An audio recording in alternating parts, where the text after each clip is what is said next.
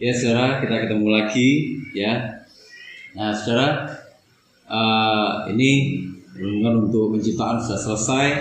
Hari ini saya ingin kita mulai masuk ini saudara ya, bahas hal yang lain lagi.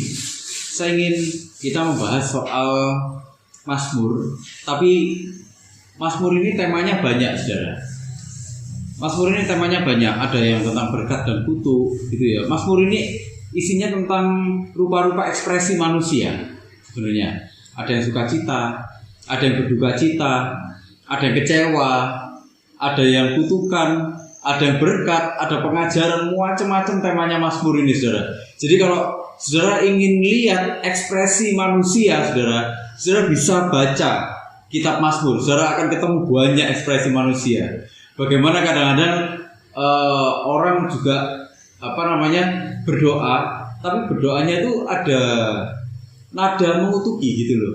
Tapi kita akan melihat dalam konteks apa kitab Mazmur, kita akan ketemu bagaimana manusia itu hidup di dunia ini, ekspresi itu bagaimana, kaya sekali di sini.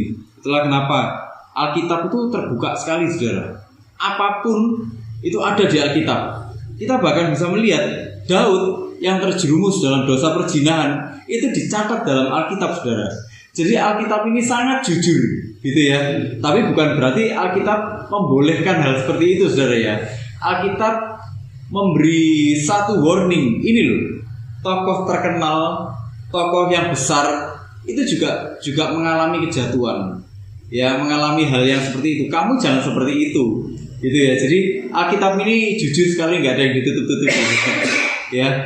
Kita akan pelajari saudara ya, kita akan merenungkan bersama-sama dari Mazmur pasal 22 saudara. Nah, Mazmur 22 ini disebut-sebut sebagai salah satu Mazmur yang paling sedih yang ada di Alkitab, yang ada di kitab Mazmur ya.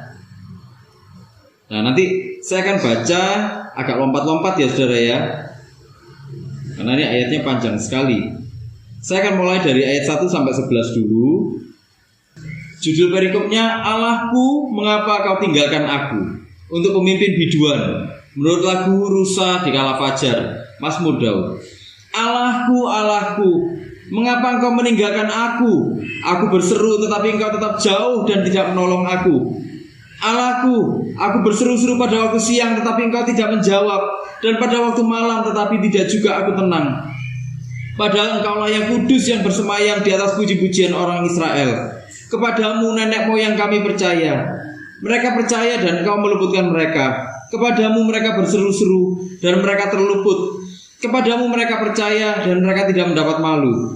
Tetapi aku ini ulat dan bukan orang, celah bagi manusia, dihina oleh orang banyak. Semua yang melihat aku mengolok-olok aku. Mereka mencibirkan bibirnya, menggelengkan kepalanya. Ia menyerah kepada Tuhan. Biarlah dia yang meluputkannya, biarlah dia yang melepaskannya. Bukankah dia berkenan kepadanya? Ya, engkau yang mengeluarkan aku dari kandungan, engkau yang membuat aku aman pada dada ibuku. Kepadamu aku diserahkan sejak aku lahir, sejak dalam kandungan ibuku. Engkaulah Allahku, janganlah jauh daripadaku, sebab kesusahan telah dekat dan tidak ada yang menolong. Kemudian ayat 16 sampai 21. Sebab anjing-anjing mengerumuni aku, gerombolan penjahat mengepung aku, mereka menusuk tangan dan kakiku. Segala tulangku dapat kuhitung. Mereka menonton, mereka memandangi aku, mereka membagi-bagi pakaianku di antara mereka, dan mereka membuang undi atas jubahku. Tetapi engkau Tuhan, janganlah jauh, dia kekuatanku. Segeralah menolong aku, lepaskanlah aku dari pedang dan nyawaku dari cengkeraman anjing. Selamatkanlah aku dari mulut singa dan dari tanduk banteng. Engkau telah menjawab aku. Kemudian ayat 22 sampai 24, aku akan memasyurkan namamu kepada saudara-saudaraku dan memuji-muji engkau di tengah-tengah jemaah. Kamu yang takut akan Tuhan, pujilah dia. Hai segenap anak cucu Yakub, muliakanlah dia. Dan gentarlah terhadap dia, hai segenap anak cucu Israel. Sebab ia tidak memandang hina ataupun merasa jijik kesengsaraan orang yang tertindas. Dan ia tidak menyembunyikan wajahnya kepada orang itu. Dan ia mendengar ketika orang itu berteriak minta tolong kepadanya. Kemudian ayat 31 sampai 32. Anak-anak cucu akan beribadah kepadanya dan akan menceritakan tentang Tuhan kepada angkatan yang akan datang. Mereka akan memberitakan keadilannya kepada bangsa yang akan lahir nanti, sebab ia telah melakukannya. Nah, saudara, ini adalah ratapan pribadinya Daud. Ya. Tapi kalau saudara bandingkan nanti dengan peristiwa penyalipan, jadi seluruh kisah di Mazmur pasal 22 ini dikutip semuanya oleh Yesus waktu dia ada di kayu salib, saudara. Jadi ini satu nubuatan.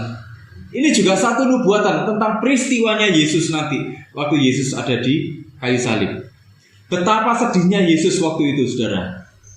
Makanya dia bilang, Eli Eli lama sabachthani. Ya, Allahku, Allahku, mengapa engkau meninggalkan aku? Itu kesedihannya luar biasa. Puncak dari kesedihannya. Puncak dari kesedihan Tuhan itu bukan waktu dia dicambuk, saudara, tapi keterpisahannya dari Allah Bapa. Kenapa? Karena waktu itu dia menanggung dosa. Nah, ini satu nubuatan. Tapi kita bisa melihat bagaimana Roh Kudus mengilhami Daud membuat satu mazmur yang ini nadanya nada penuh dengan kesesakan, penuh dengan kekecewaan, ya. Tapi dia juga percaya bahwa Allah itu memperhatikan, mengasihi, dan terlibat langsung dalam kehidupan anak-anaknya. Jadi ada rasa kecewanya, tapi ada rasa percayanya. Orang hidup penuh kekecewaan itu biasa sebenarnya. Nanti kalau kita pelajari dalam kitab Mazmur ini, saudara. Nah, karena ini sifatnya juga digenapi dalam penyalipan Yesus, saudara. Inilah kenapa dalam perjanjian baru ini sering disebut Mazmur salib. Mazmur pasal 22 ini sering disebut Mazmur salib, saudara. Kenapa? Karena ini menunjukkan pergulatan batin, puncak dari pergulatan batin. Ya, puncak dari pergulatan batin yang paling hebat waktu peristiwa penyalipan. Jadi penderitaan yang paling hebat itu dalam sudut pandangnya Yesus, saudara, itu bukan waktu kita dicambuk, bukan waktu kita diludahi, bukan waktu kita ditendang, bukan. Tapi kalau kita terpisah dari Tuhan, kita terasing dari Tuhan. Terasing itu gini, kita tahu ada Tuhan, tapi kita nggak menikmati Tuhan. Itu namanya terasing. Itu satu penderitaan sebenarnya. Kenapa? Waktu kita terasing dari Tuhan, waktu kita tahu ada Tuhan tapi kita tidak menikmati Tuhan, kita kehilangan kebahagiaan yang sesungguhnya. Ya, berapapun kita punya, tapi kalau kita nggak menyadari ada Tuhan di dalam kehidupan kita nggak hidup menyatu dengan Tuhan. Bagi Tuhan itu bukan satu kebahagiaan namanya. Ya, tetap saja itu satu penderitaan. Ya, tapi inilah pergulatan batin, saudara. Itulah kenapa.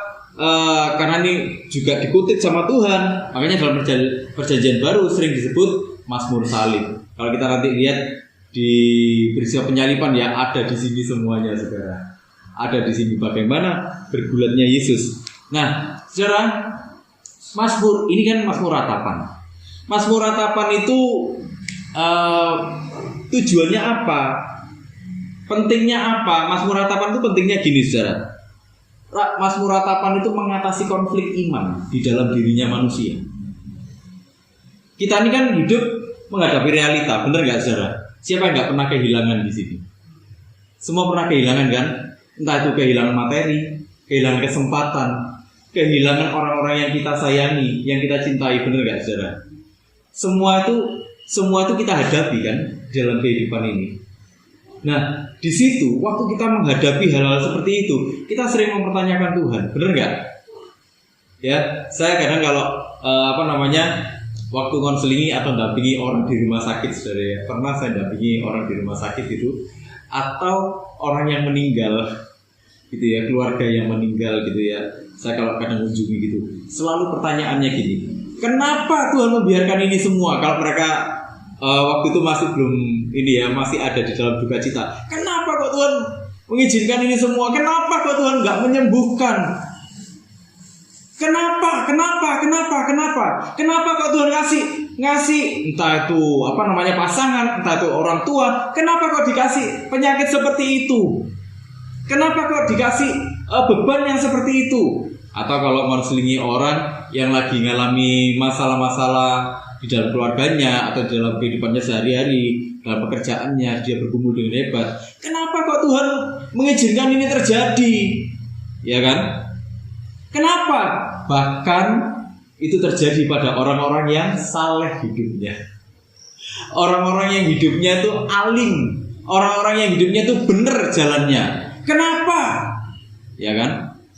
Saya kalau dulu dengarkan curhatnya orang, apalagi kalau orang ini masih baru kenal Tuhan, saudara, terus mengalami proses yang luar biasa, yang itu aja nggak kenal sama Tuhan, enak hidupnya, aku kenal sama Tuhan, ya kan? Selalu kita sering ya dengar seperti itu ya, saudara ya, protes sama Tuhan. Nah, saudara, kalau ada mulai merasa seperti itu, bacalah kitab Mazmur.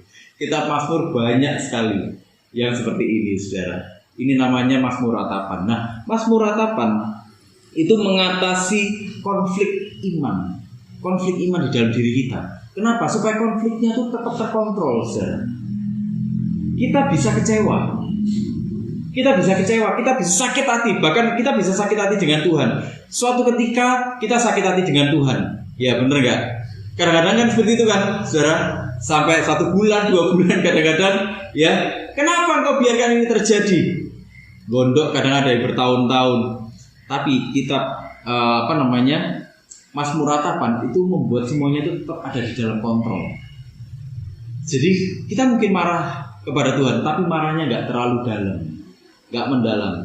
Kita mungkin tetap bergumul, tapi kita tetap bergumul di jalan yang benar. Pada akhirnya kita kembali lagi ke jalannya Tuhan. Jadi tujuannya Mazmur Ratapan itu untuk mengontrol konflik yang seperti itu, konflik imannya. Supaya apa? Supaya kita nggak menyimpang dari jalannya Tuhan.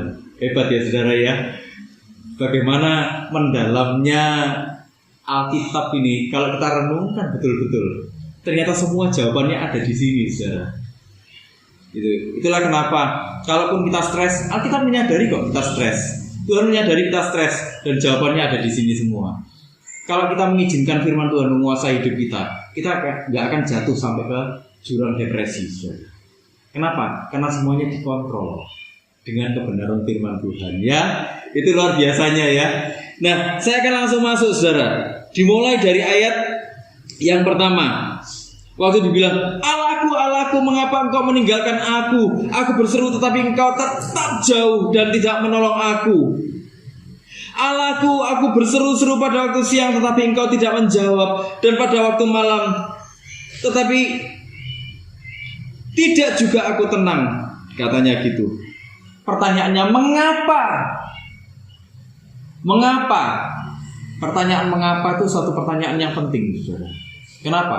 Karena pertanyaan mengapa, kenapa itu akan memimpin kita masuk ke jawaban demi jawaban, jawaban demi jawaban.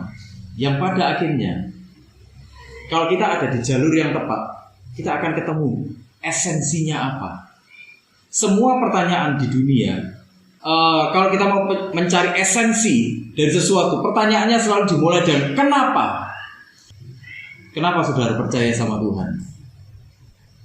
Oh, karena waktu itu mendengarkan khotbah, misalnya mendengarkan khotbah di TV.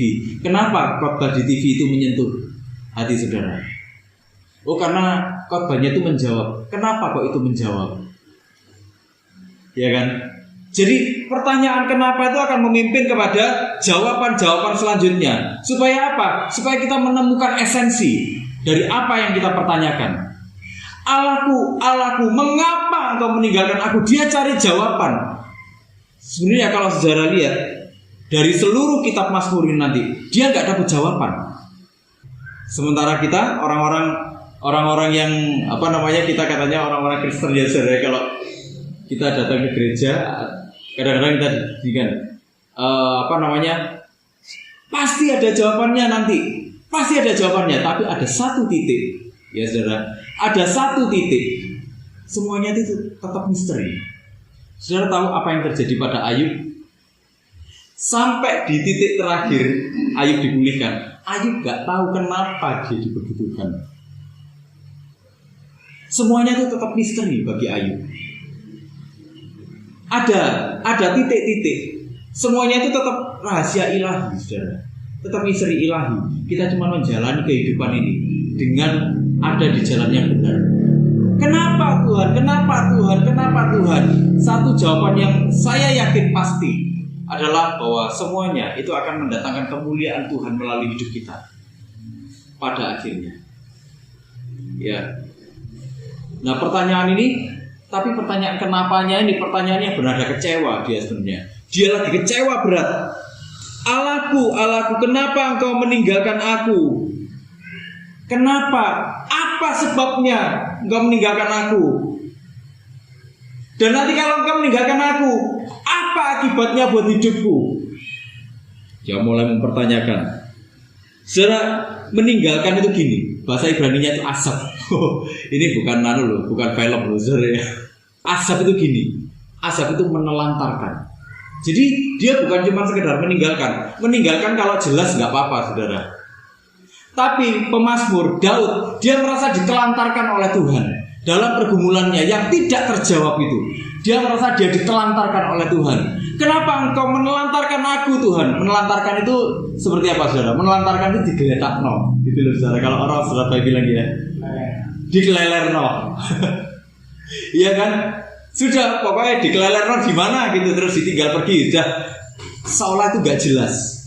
Jadi itulah yang dirasakan oleh Daud. Itulah kenapa dia bilang, aku ini berseru, tetapi engkau tetap jauh dan tidak menolong aku. Berapa banyak orang merasa waktu hidupnya itu ada di dalam persimpangan, dia merasa ditelantarkan oleh Tuhan. Apalagi kalau hidupnya itu sudah kepepet, bener gak? Apalagi kalau kita kehilangan. Kalau kita kehilangan orang-orang yang kita kasihi misalnya, hati ini gelo gak, saudara? Ya kan? Terus kita ngomong apa? Dalam hati kita mulai protes. Tuhan, kenapa engkau lakukan itu, Tuhan? Istilahnya kalau apa namanya anak-anak muda sekarang ngomong apa? Ditinggal pas sayang gitu. Iya toh. Kenapa Tuhan? Apalagi kalau nggak ada sebab yang jelas gitu, misalnya nggak sakit nggak apa, tiba-tiba diambil sama Tuhan, protes kan? Kenapa engkau lakukan ini? Kenapa engkau lakukan itu? Gitu kan? Aku berseru, aku minta supaya dia sembuh, tapi kenapa kok nggak sembuh-sembuh? Nggak malah ambil dia. Tuhan, aku minta dia sembuh, tapi kenapa sakitnya ini berkepanjangan, nggak selesai-selesai? Dia ambil juga enggak, hidup juga setengah-setengah gitu. Kenapa Tuhan? Misteri semua. Ya toh. Kadang kita nggak bisa ngerti. Kita berdoa itu sudah tangis-tangisan, saudara. Karena gini, karena Daud ini merasa dia ditelantarkan, dia akhirnya bahkan melihat orang menghina imannya. Wes percuma, ya kan? Percuma Tuhan-Tuhanan. Kita bisa lihat di ayat ke-8 atau ayat ke-7 dan ke-8. Semua yang melihat aku mengolok-olok aku, mereka mencibirkan bibirnya, menggelengkan kepalanya. Ia menyerah kepada Tuhan. Biarlah dia yang meluputkannya, biarlah dia yang melepaskannya. Bukankah dia berkenan kepadanya? Itu juga yang terjadi pada Yesus kan. Waktu dia disalib, dia dihujat. Seperti ini nadanya. Kalau kita baca di Matius 27 ayat 43, dibilang gini waktu Yesus disalib. Ia menaruh harapannya pada Allah. Baiklah Allah menyelamatkan dia, jikalau Allah berkenan kepadanya, karena ia telah berkata, aku adalah anak Allah. Saudara, Mazmur di sini ya memahami betul bagaimana perasaannya manusia yang terhina, saudara. Kita kadang kalau berharap sama Tuhan, bukan kadang, tapi kita hidup benar dan kita ada dalam pergumulan, dicela nggak imannya? Buat apa melok Tuhan lu nggak sugi-sugi? Atau buat apa ikut Tuhan? Ikut Tuhan lo tambah nyuncung. Benar nggak? Pernah nggak dengar yang seperti itu? Imannya dihujat orang, imannya diragukan orang. Disitulah Daud merasa dia sangat sedih. Tapi saudara, kita akan lihat nanti bagaimana Daud mengontrol, ya, bagaimana Daud mengontrol konflik imannya. Jadi ini sebenarnya Mazmur ini sudah dibuka dengan satu pergumulan iman yang sangat intens, saudara. Pergumulan imannya itu pergulatan batinnya itu luar biasa besarnya. Kenapa? Karena dia merasa nggak ditolong sama Tuhan. Karena dia merasa Tuhan itu cuma diem dalam hidupnya, dia nggak ngapa-ngapain, seolah dia berjuang sendirian. Dari sisi manusiawi itu pasti mengecewakan. Mengecewakannya kenapa? Karena manusia itu transaksional kan. Transaksionalnya kenapa? Aku tuh sudah pelayanan. Aku tuh sudah melakukan semuanya untuk Tuhan. Tapi kenapa kok ini terjadi? Dan inilah yang dirasakan oleh Daud waktu itu. Bahkan pendeta pun tuh mengalami yang seperti itu waktu dia mengalami tragedi, saudara. Tuhan, aku sudah melayani Engkau Tuhan sekian lama Tuhan. Aku gak hitung-hitungan dengan Engkau Tuhan selama ini Tuhan. Tapi kenapa Engkau gak tolong aku saat ini? Sisi manusiawinya mulai keluar. Ayo, berapa banyak di antara kita yang pernah mengalami seperti itu, saudara? Ya kan? Dan Alkitab memahami betul bagaimana manusia hidup di dunia yang gak sempurna ini, saudara. Sebenarnya kekecewaan manusia itu kan ujung-ujungnya cuma satu kan, saudara. Gagal mendapatkan apa yang dia inginkan, bener gak? Sudah berdoa tapi gak dijawab sama Tuhan. Minta sembuh tapi gak sembuh-sembuh. Minta terobosan gak ada terobosan. Minta peningkatan tambah penurunan. Bener gak? Minta dipertahankan malah kehilangan. Iya kan? Sebenarnya yang membuat manusia kecewa itu karena keinginannya tidak terpenuhi. Ya kan? Tapi dari sisinya Tuhan tidak ada yang salah dengan itu. Waktu kita nggak mendapatkan apa yang kita inginkan, waktu kita mengalami tragedi, waktu kita mengalami kehilangan, waktu kita mengalami penurunan, nggak ada yang salah dengan itu. Ayo saudara, pernah nggak gini? Waktu kita mengalami kesusahan, kita langsung gini, aku dosa apa ya? Ayo pernah nggak yang kayak gitu saudara? Langsung menuduh diri sendiri berdosa. Ya kan, wah aku pasti sudah berdosa ini, makanya sama Tuhan dihukum. Nggak seperti itu juga. Kadang-kadang bahkan waktu kita hidup benar sekalipun, kita waktu dalam kondisi paling bersemangat melayani Tuhan pun, Tuhan izinkan sesuatu yang tidak nyaman terjadi dalam hidup kita. Kenapa? Karena semuanya itu bertujuan untuk pemuliaan Tuhan sendiri di dalam hidup kita. Ya, ada misteri yang nggak terpecahkan. Nah, itulah iman akan memimpin kita untuk melewati itu semua. Mazmur, ratapan itu mengajari kita untuk mengelola konflik imannya kita, saudara. Bukan membiarkan pemikiran-pemikiran dan konflik di dalam batin kita itu menjadi liar, enggak. Ini jadi rambu-rambu untuk kita. Alkitab menunjukkan Yesus itu sudah mengalami itu semuanya. Cuman dia nggak berbuat dosa. Ibrani 4 ayat 15 bilang gitu. Saya akan bacakan ya untuk kita semua. Sebab imam besar yang kita punya bukanlah imam besar yang tidak dapat turut merasakan kelemahan-kelemahan kita. Sebaliknya sama dengan kita, ia telah dicobai hanya tidak berbuat dosa. Tuhan sudah tahu rasanya sedih. Tuhan sudah tahu rasanya dia, dalam tanda kutip, dia ditelantarkan. Dia terlantar di atas kayu salib. Dia sudah tahu rasanya dia terpisah dari sumber kehidupan. Kesedihan, puncak dari kesedihan dia sudah merasakan. Apa yang gak pernah dirasakan oleh Tuhan? Ketakutan waktu dia menjelang disalib. Itu puncak dari ketakutan. Bagaimana akhirnya saudara kita bisa lihat, bahkan keringatnya menjadi darah. Ya kan? Puncak dari ketakutan, puncak dari kesedihan ada di sana semua. Dia sudah pernah merasakan. Apa kita pernah merasakan yang seperti itu, saudara? Tidak pernah ya. Tidak pernah. Nah, itulah kenapa, saudara, dari sisinya Tuhan, nggak ada yang salah kok dengan itu semuanya. Kalau kita sedang mengalami pergumulan itu, nggak ada yang salah dengan itu semuanya. Nah, saudara, apa yang terjadi dengan Daud? Lihat di sini ya. Bagaimana Daud mengelola konflik batinnya ini, saudara? Bagaimana Daud mengelola konflik imannya? Yuk kita baca sama-sama saudara. Jadi waktu dia merasa kecewa, ya, di ayat 1, di ayat 2 itu kan ada kekecewaan. Allahku, Allahku, mengapa engkau meninggalkan aku? Saudara lihat di ayat ke-5 dan di ayat ke-6, ya.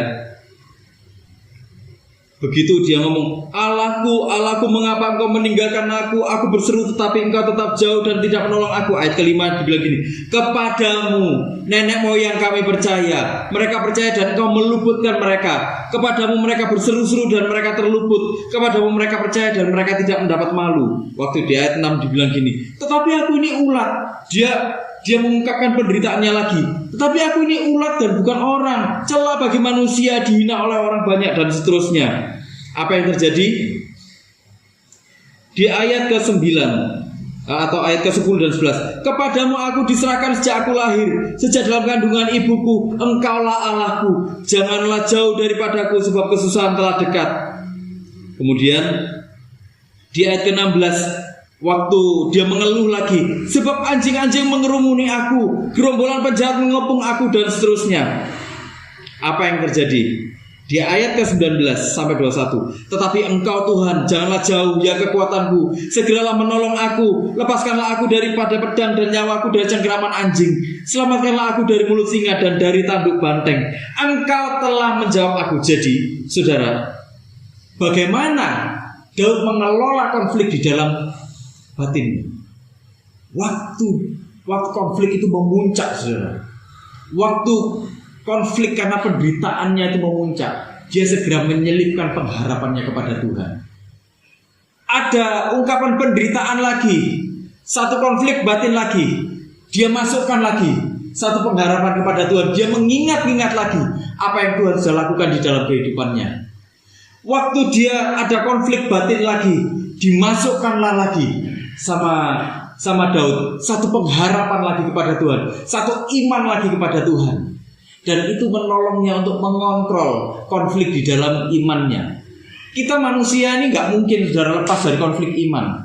Seberapapun kita mengetahui firman Tuhan, seberapapun kita melayani Tuhan, semuanya pasti pernah mengalami konflik iman. Kita pasti pernah meragukan Tuhan minimal sekali di dalam hidup. Kita pasti pernah protes sama Tuhan minimal sekali di dalam hidup. Alkitab menyadari itu semuanya. Itulah kenapa Daud menunjukkan satu manajemen konflik iman. Begitu keraguan itu datang, Allahku, mengapa engkau menelantarkan aku? Kecewa sekali dia. Tapi dia langsung masukkan pengharapannya, engkau pernah menolong aku Tuhan, engkau pernah menolong aku. Saudara, sebenarnya inilah keseimbangan. Dia menyadari, Daud ini menyadari Allah itu Allah yang seimbang. Di dalam dunia yang tidak sempurna ini, Allah itu tetap baik. Itulah kenapa selalu ada kebaikan terjadi di dalam dunia. Selalu ada kebaikan terjadi di dalam kehidupan kita. Tapi kadang kita nggak merasakan itu atau nggak menyadari itu. Kenapa? Karena tidak sesuai dengan harapan kita. Tapi Daud, dia mengingat-ingat lagi. Sekalipun nggak ada jawaban, dia ingat-ingat lagi Tuhan pernah berbuat baik. Itulah kenapa di ayat yang ke-21 dibilang, engkau telah menjawab aku. Padahal ini gak ada jawaban, saudara. Tapi di dalam imannya dia bilang, engkau telah menjawab aku. Sudah selesai. Dalam imannya Daud, sudah selesai semuanya. Pergumulan-pergumulan ini, pergulatan-pergulatan batinku ini, sudah selesai semuanya di hadapan Tuhan. Disitulah dia memenangkan pergulatan batinnya, saudara. Pergulatan imannya. Disitulah kenapa dia nggak depresi. Dia ini raja, saudara. Musuhnya banyak. Yang ingin mencelakai Daud ini banyak. Bahkan anaknya ingin mencelakai dia. Bener nggak? Anaknya itu ingin mencelakai dia, mengkudeta dia. Apa yang terjadi? Daud nangis nggak? Nangis dia, saudara. Daud nangis. Kita bisa lihat sama-sama di Mazmur. Ada Mazmur Daud yang menunjukkan betapa sedihnya dia waktu Absalom melakukan itu terhadap dia. Tapi inilah konflik. Konflik itu, konflik imannya terpecahkan lewat apa? Mengingat kembali setiap kebaikan Tuhan. Allah kita itu seimbang. Sekalipun ini gak sempurna, keseimbangan itu tetap dijaga sama Tuhan, tetap ada kebaikan terjadi dalam hidup kita. Itu loh saudara. Ya, saudara, itulah kenapa pada akhirnya muncul keyakinan, muncul tekad. Keyakinannya apa? Engkau telah menjawab aku. Kemudian di ayat kedua-dua dibilang gini, aku akan memasyurkan namamu kepada saudara-saudaraku dan memuji-muji engkau di tengah-tengah jemaah. Ini satu tekadnya dia. Setelah dia punya keyakinan, dia menunjukkan satu tekad. Aku akan memasyurkan engkau. Tekadnya apa? Untuk menyembah Tuhan. Kemudian di ayat ke-30 dan ke-31, anak-anak cucu akan beribadah kepadanya dan akan menceritakan tentang Tuhan kepada angkatan yang akan datang. Mereka akan memberitakan keadilannya kepada bangsa yang akan lahir nanti, sebab ia telah melakukannya. Tekadnya yang kedua apa?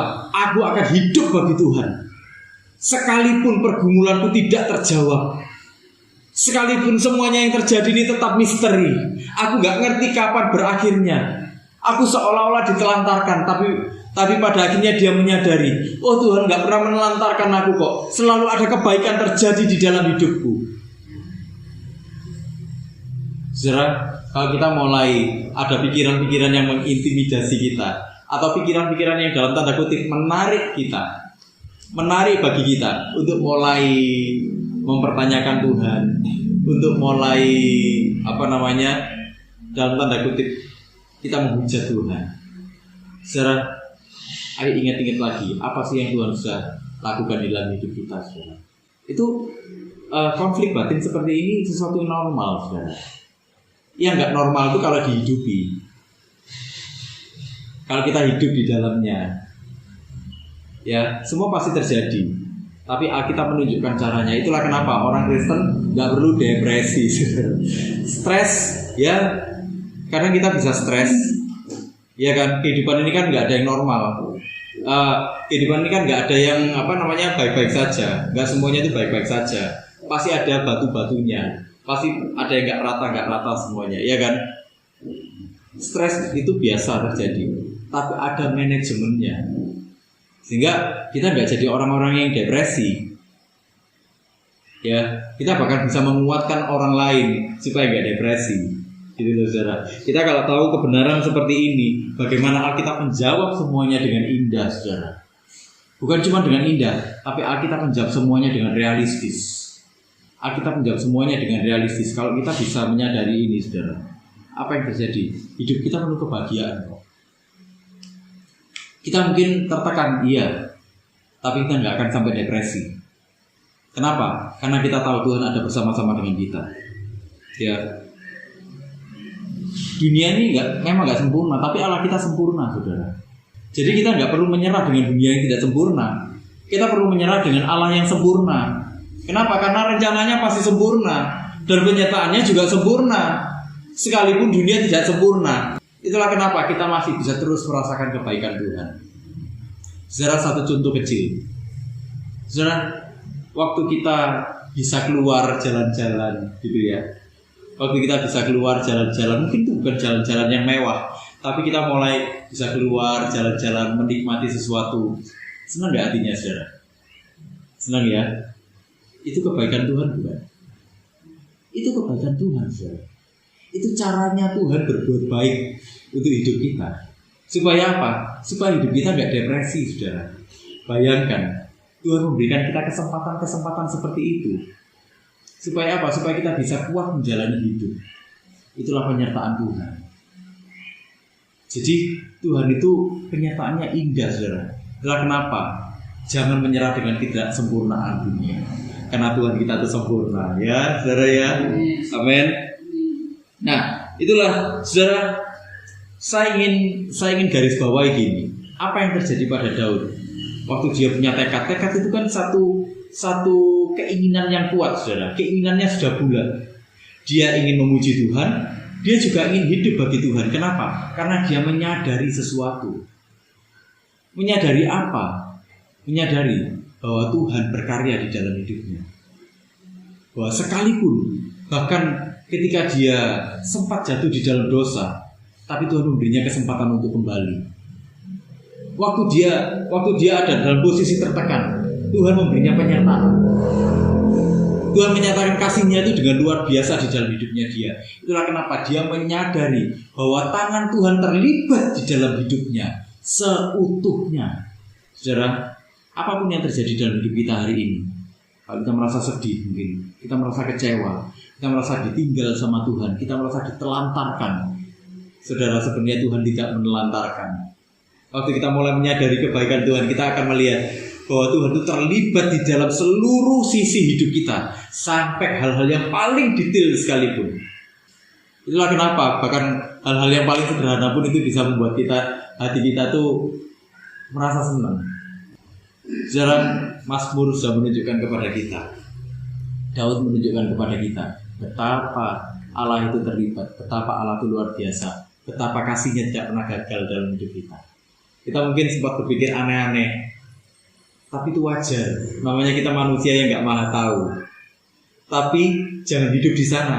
Segera kembali lagi. Ingat-ingat kembali kebaikan Tuhan. Ini manajemen konflik imannya Daud. Ya, Alkitab mengajarkan itu kepada kita semuanya. Jadi saudara, tetap kuatlah dalam hidup, tetap berani dalam hidup. Jangan menyerah dengan dunia yang tidak sempurna, karena Allah kita sempurna. Ya, yuk kita sama-sama berdoa saudara.